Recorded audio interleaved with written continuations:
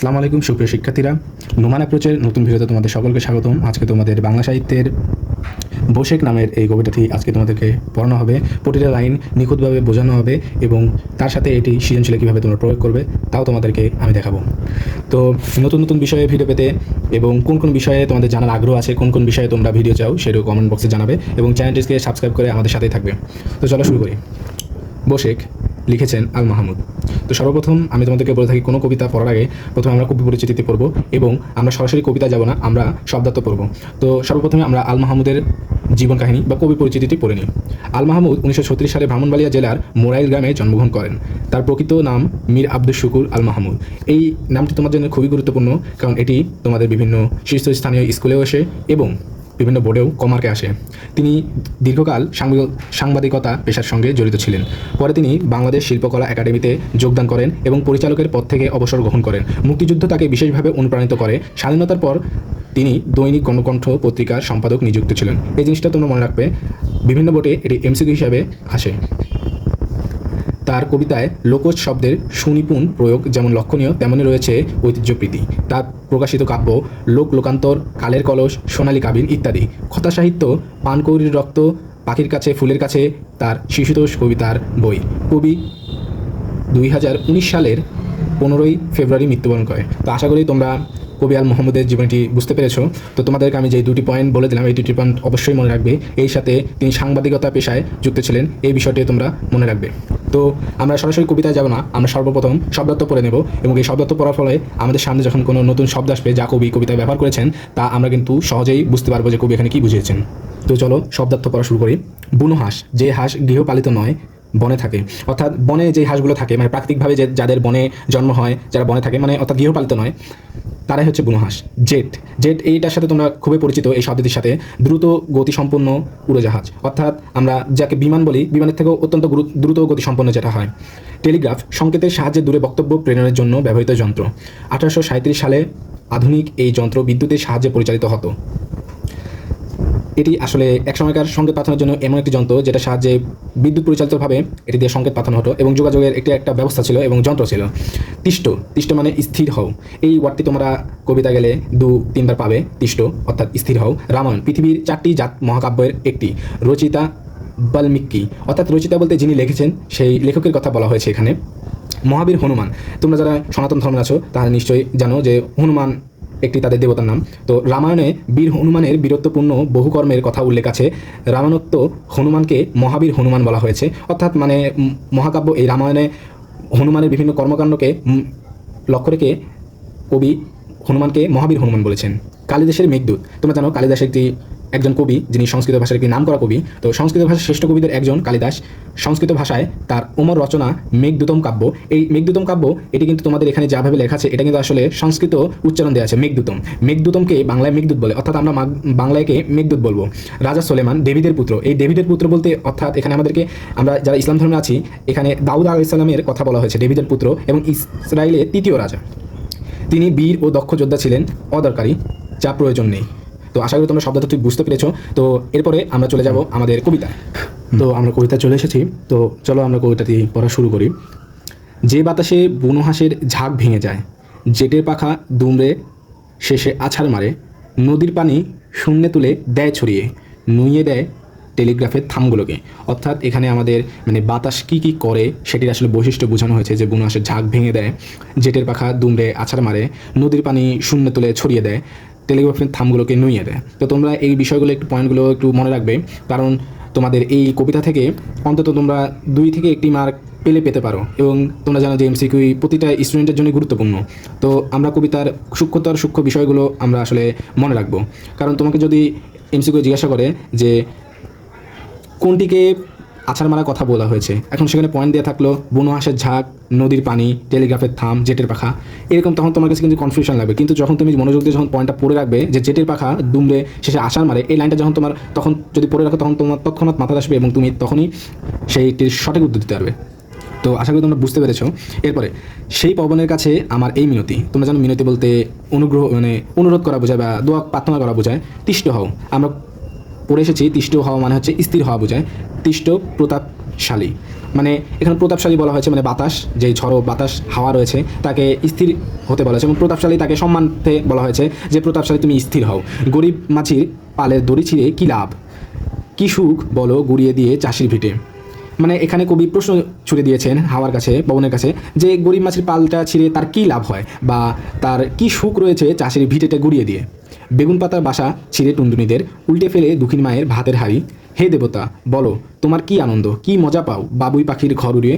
এখানে তোমরা দুটি জিনিস লক্ষ্য রাখবে, সেটা হচ্ছে টুনটুনিদের বাসা ছিঁড়ার কথা বলা হয়েছে এবং বাবুই পাখির ঘর উড়িয়ে ফেলানোর কথা বলা হয়েছে। তোমরা এই দুটাকে মিলিয়ে ফেলবে না, কারণ মিলিয়ে ফেললে তখন তোমরা এমসিকিউতে ঝামেলা পড়বে। তো এখানে কবি 2-3টি বৈশিষ্ট্য বলছেন আরও, এই আমাদের প্রথম প্যারার মতন, যে বেগুন পাতার বাসা ছিঁড়ে দেয় টুনটুনিদের, উল্টে ফেলে দুঃখী মায়ের ভাতের হাঁড়ি, আর এখানে বাবুই পাখির ঘর উড়িয়ে দেয়। তো এখানে দেবতা বলে সম্মানার্থে এই পবনকে বা বাতাসকে কবি সম্বোধন করেছেন সম্মানার্থে, যে কি লাভ বা কি আনন্দ পায় এগুলো করে বাতাস। রামায়ণে পড়েছে যার কীর্তিকথা, সেই মহাবীর হনুমানের পিতা তুমি। এখানে কবি প্রশ্ন ছুঁড়েছেন যে পবন, তোমরা যারা সনাতন ধর্ম আছো, যে এই পবনকে তিনি মহাবীর হনুমানের পিতা বলে জানতেন, তিনি এটি রামায়ণে পড়েছেন, তার কীর্তিকথাও পড়েছেন। তো তিনি প্রশ্ন ছুড়ছেন এগুলো বৈশিষ্ট্য পরে তিনিই কি সেই মহাবীর হনুমানের পিতা?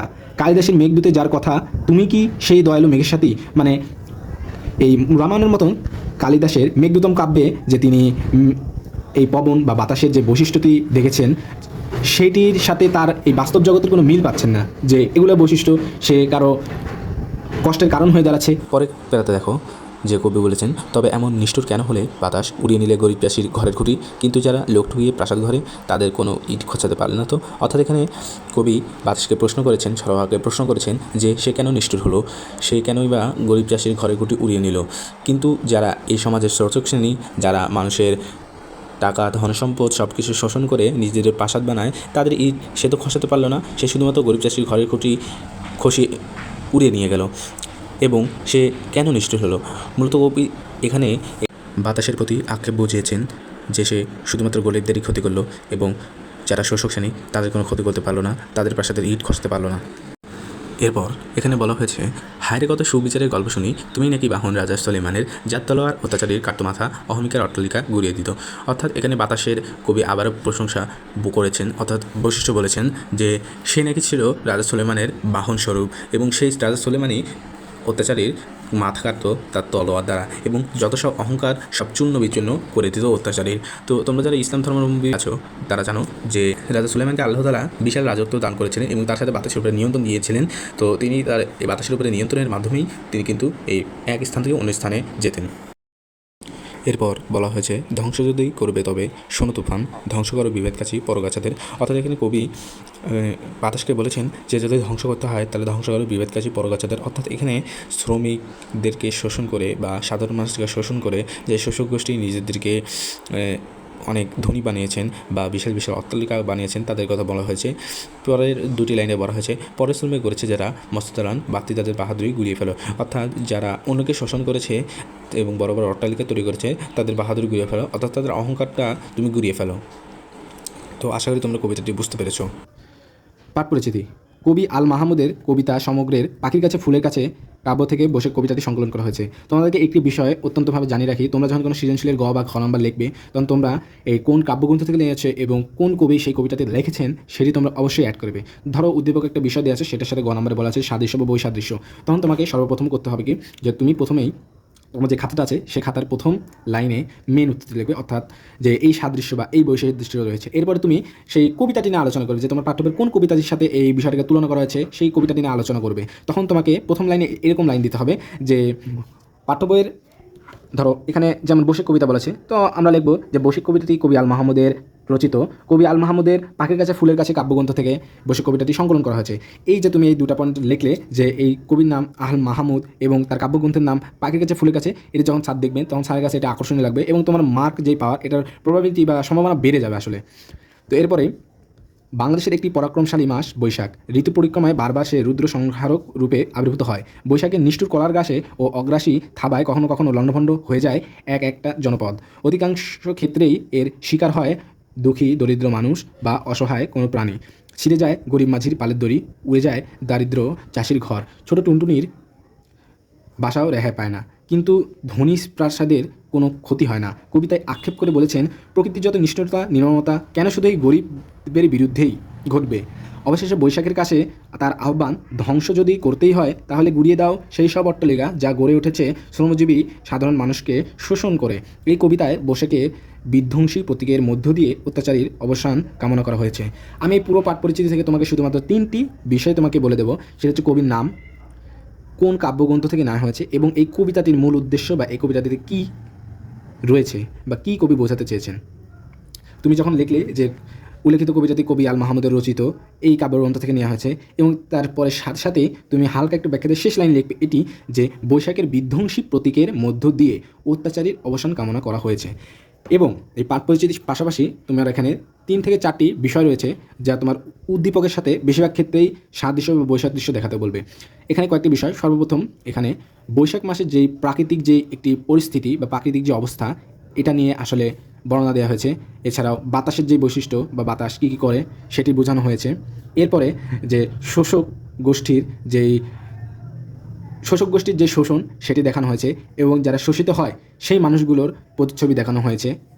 তো এই কয়েকটি বিষয় তুমি তোমার মাথায় রাখবে কবিতাটি থেকে, তাহলে তুমি তোমার সৃজনশীল থেকে সাদৃশ্য বা বৈসাদৃশ্য বা সামঞ্জস্যপূর্ণ কিনা বা আংশিক সাদৃশ্য কিনা এই বিষয়গুলো তুমি ব্যাখ্যা করতে পারবে।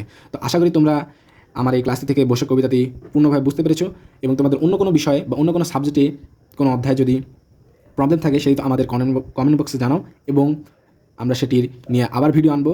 ধন্যবাদ সকলকে। আসসালামু আলাইকুম। আল্লাহ হাফেজ।